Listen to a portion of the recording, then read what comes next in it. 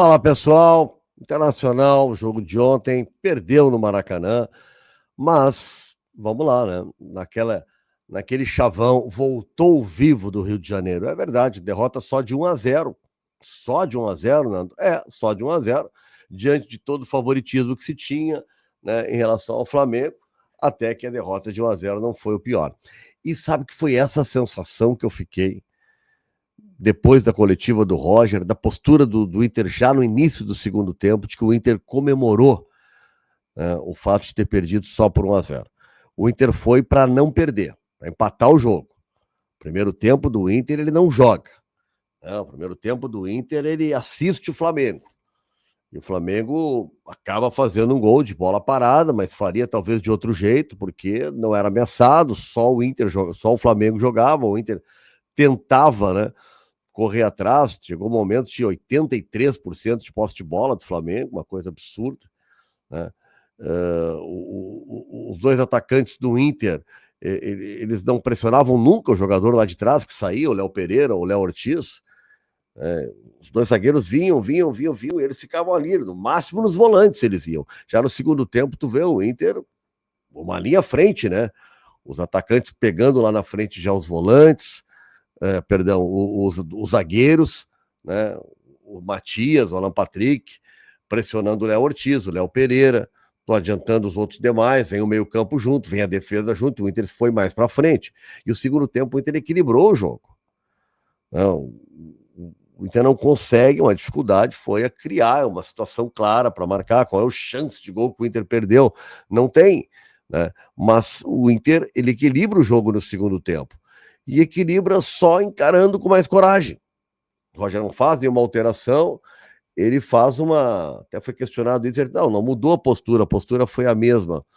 Também depende do conceito de postura. Se a gente entender que adiantar a marcação, né, colocar o time mais à frente é uma mudança de postura, então, né, o Roger pode dizer, não, continuamos jogando com uma postura reativa, ok, continuou reativo, mas a marcação mudou. A marcação foi mais corajosa e mais eficiente, porque ela foi mais para frente, pressionou mais o Flamengo, complicou o Flamengo não se sentiu tão à vontade que nem no primeiro tempo. Primeiro tempo, olha, o Flamengo bota o Inter na roda. Eu sei, tá, foi só 1-0, gol de bola parada, alguém pode dizer, tá bom, mas o futebol é mais do que isso, né? A gente tem que olhar o contexto todo. O Flamengo transita de um lado para outro com uma naturalidade no primeiro tempo, né? E o Inter assistindo, tentando jogar. Tem atuações individuais boas do sistema defensivo. Eu gostei dos dois zagueiros, do Vitão e do Juninho. Gostei muito do Thiago Maia, gostei do Alan Rodrigues. Acho que a dupla de volantes, os dois foram bem. E acho que os dois melhores foram o Alan Rodrigues e o Rocher. Para mim, o Rocher, se fosse escolher o melhor em campo, seria o Rocher. Porque ele foi decisivo, né? Aquele lance do final do segundo tempo, a bola do gol que ele tomou, ele não tinha o que fazer, né? Bruno Henrique cabeceia completamente desmarcado, totalmente desmarcado. Ali eles devem ter conversado depois, alguém certamente teria que estar colado nele, não sei se era o Matias, quem é que ele consegue deixar para trás e faz o gol. Mas ele deixa alguém para trás, porque ele cabeceia sozinho completamente. A marcação perde ele. E ele aparece sozinho para finalizar na frente do Rocher, não tinha o que fazer. Agora, no mais, o Rocher pegou tudo, tanto na coragem, nas intervenções, quando ele saía do gol, quanto nos chutes que foram, e ele fez a defesa, e tem um lance no final do segundo tempo, que poderia ter eliminado o Inter, né? Aquele lance que a bola sobra, começa com Cebolinha e tal, e ela para no Luiz Araújo, e o Luiz Araújo na frente do Rocher, de dentro da área, chuta, e o Rocher salva, faz a defesa, se não estou enganado, com os pés. Ali ele deixou o Inter dentro da Libertadores, porque se toma 2-0, bom, aí acabou, né? Se toma 2-0, não tem mais o que fazer. Não tem mais o que fazer. Então, por isso que eu daria um destaque especial para o Rocher. Mas gostei muito do Alan Rodrigues, gostei do Thiago Maia. Agora, os dois laterais abaixo, né? Bernabé, Aguirre também, bem abaixo, os dois, né? O Wesley, o que eu posso dizer do Wesley? O Wesley tá jogando mal o ano todo. A insistência com o Wesley, né? Pena que não tem o Carboneiro, mas a minha dúvida é quem sairia. Provavelmente não seria o Wesley. O Wesley é um jogador chamado da confiança do treinador, mas ele é atacante. Ele não tem finalização contra o Fluminense, ele não tem finalização contra o Flamengo. Ele é um atacante, quer dizer, a gente precisa mais de um atacante. O Carboneiro dividia pelo menos essa responsabilidade de tentar finalizar, de tentar fazer o gol. O Vitinho entrou lá bem depois, lá já para a saída do Wesley, e tu vai olhar, ele tem um chute no gol no final lá. Pelo menos um chute no gol ele tem. O Wesley não tem finalização, já não tinha antes contra o Fluminense. Às vezes ele dá uma assistência e sai um gol e tal. Ele é um jogador que ele tem uma taxa de participação no jogo muito grande, de entrega muito grande. A gente reconhece isso. Taticamente ele é um cara importante, ele vai, busca, recompõe defensivamente. Agora ele é um atacante, ele não está sendo eficiente como atacante. Talvez o Roger tenha dificuldade de achar o cara certo para colocar. Mas eu acho que nesse momento o Vitinho está melhor do que ele. A única troca que eu faria no Inter, manteria até o Bruno Tabata, né, para jogar no Beira-Rio, no jogo da quarta-feira. Porque tem essa encrenca de domingo, que o CBF devia cancelar esse jogo. Não agora, né? Não deveria ter esse jogo no meio.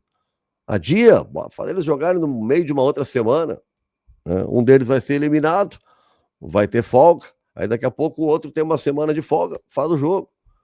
Entendeu? Completamente fora inadequado. Desvaloriza o Brasileirão, porque parece que é um jogo que está no meio só atrapalhando, que não interessa, que está todo mundo focado no jogo da quarta-feira, né?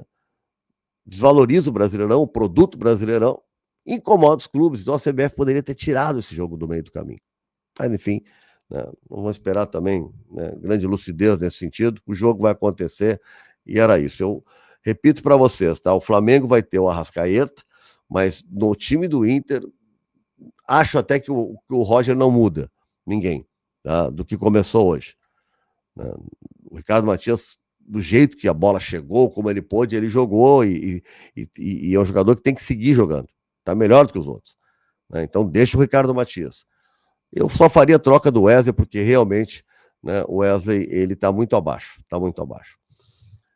Se vocês verem, né, o início do segundo tempo, quando o Inter tem um lateral, a velocidade que o Bernabé vai para bater o lateral, quando o jogador cai, a velocidade com que ele demorava e tal, estava visível que o Inter tinha um entendimento que a derrota de 1-0 não era de todo ruim.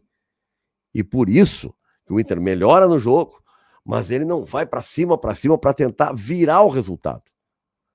Ele consegue conter bem o Flamengo. O Flamengo não tem mais o controle de jogo que ele teve no primeiro tempo, não teve no segundo. Pela postura do Inter, fundamentalmente. Mas, pelo entendimento de que 1-0 não era de todo ruim, né, tu vê que a postura foi para conter o Flamengo, muito mais do que para tentar virar o jogo. O que vai ter que ser diferente na próxima quarta-feira. Mas um dos objetivos, né, foi atingido. Ninguém pode ter como objetivo derrota. Mas se um dos objetivos era voltar vivo, né, aquela coisa, o Inter está na briga.